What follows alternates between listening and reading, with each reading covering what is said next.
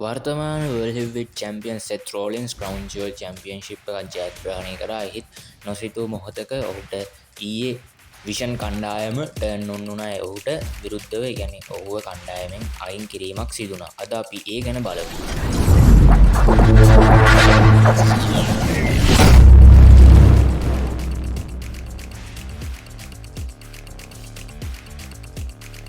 ඉතින් Seth Rollinsගේ promo එක ආරම්භයේදී Seth Rollins ජයග්‍රහණය ගැන සැලකීමේ ගැන ජයග්‍රහණය ගැන ඔහු ප්‍රකාශ කළා.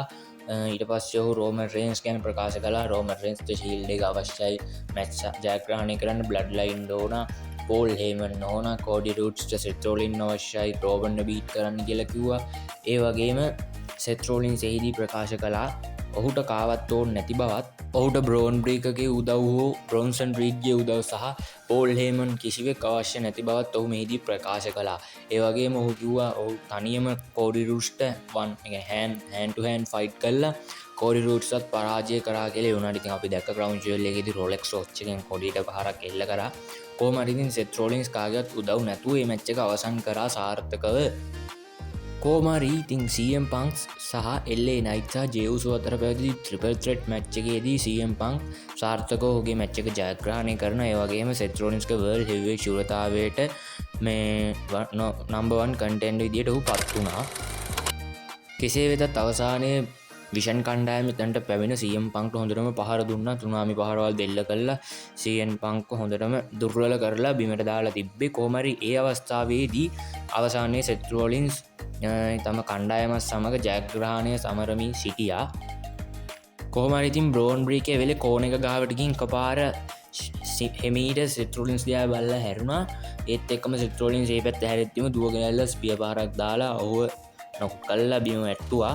කොහොම හරි අවසානයේදී බ්‍රෝන් බ්‍රීක සහ බ්‍රොන්සන් රීඩ් දෙදෙනාම කතා වෙලා බ්‍රොන්සන් රීඩ් Seth Rollins ඇදගෙන ගිහිල්ලා සුනාමි පහරක් එල්ල කරා.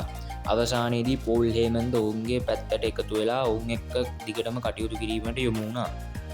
ඉතින් අවසානයේ මෙන්න මෙහෙම තමයි සිදුුනේ. පෝල් හේමන්, බ්‍රෝන් බ්‍රීක සහ බ්‍රොන්සන් රීඩ් Seth Rollins විෂන් කණ්ඩායමෙන් ඉවත් කරා. ඒ වගේම ටයිටල් එක බ්‍රෝන් බ්‍රීක රැගෙන ගියා. ඒත් මම හිතන්නේ CM Punk සමග මැච් එකක් බොහෝ දුරට තියයි. හැබැයි Seth Rollins බොහෝ විට මේ මැච් එකේ නැති වෙයි.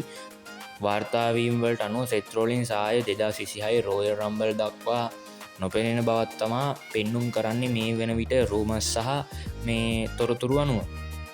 ඉතින් ගයිස් මේකට ප්‍රධානම හේතුව ඕස්ට්‍රේලියාවේ පැවැත්වුණු Crown Jewel event එකේදී Seth Rollins සහ Cody Rhodes අතර සටනක් පැවතුණා. ඉතින් අපි ඒක දැක්කා. එහිදී Seth Rollins ඉතින් Shane McMahonගේ පහරක් වන coast to coast පහර Cody Rhodesට එල්ල කරා. එහිදී ඇති වූ ආබාධයක් නිසා තමයි Seth Rollinsව ඉවත් කිරීමට සිදු වුණේ. මොකද ඔහුට ඉන්ජරි එක නිසා රිකවරි වෙන්න ඕන නිසා ෂෝල්ඩර් ඉන්ජරි එකක් තමයි වෙලා තියෙන්නේ. ඉතින් ඒ හින්දා ඔහුව කණ්ඩායමෙන් ඉවත් කරා. බොහෝ විට මම කලින් ප්‍රකාශ කළා වගේ 2026 Seth Rollins රිටර්න් වෙයි විෂන් කණ්ඩායමට එරෙහිව. ඉතින් ගයිස් ඔහොම තමයි අවසානයේදී ඉතින් එලෙස කෙලෙස නිමා වුණා. හරි ගයිස් ඉතින් අපි ඉස්සරහට බලමු. රූමර්ස් වල කියනවා ෂීල්ඩ් එකක් ආයේ රිටර්න් වෙන්න පුළුවන් කියලා. අපි ඊළඟට ඒ ගැන කතා කරමු ඉස්සරහට.